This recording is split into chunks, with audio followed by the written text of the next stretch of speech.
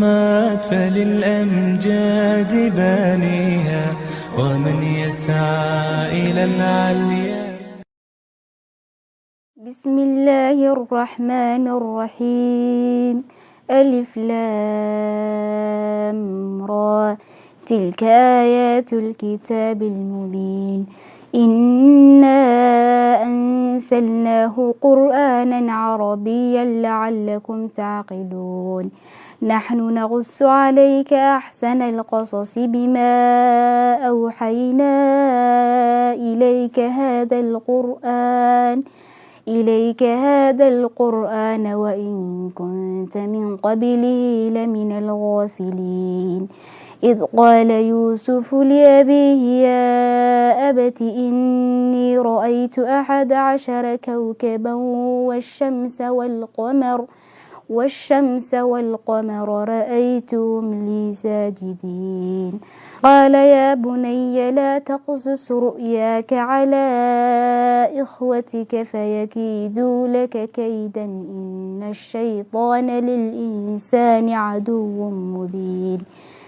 وكذلك يجتبيك ربك ويعلمك من تأويل الأحاديث ويتم نعمته عليك وعلى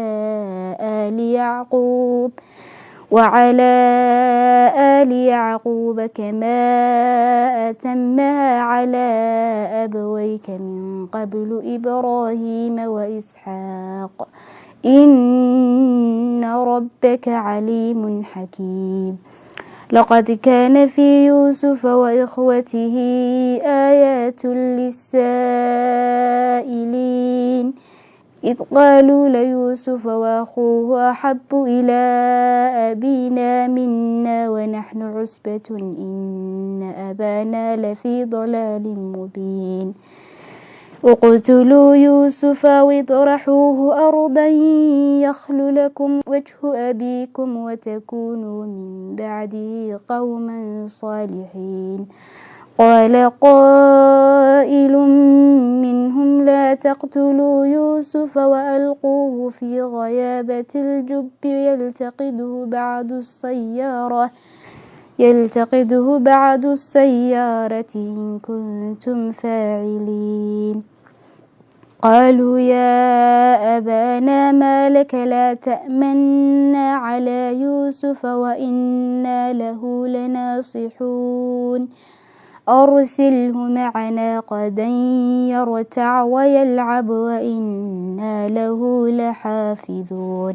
قال إني ليحزنني أن تذهبوا به وأخاف أن يأكله الذئب وأنتم عنه غافلون. قالوا لئن أكله الذئب ونحن عصبة إنا إذا لخاسرون.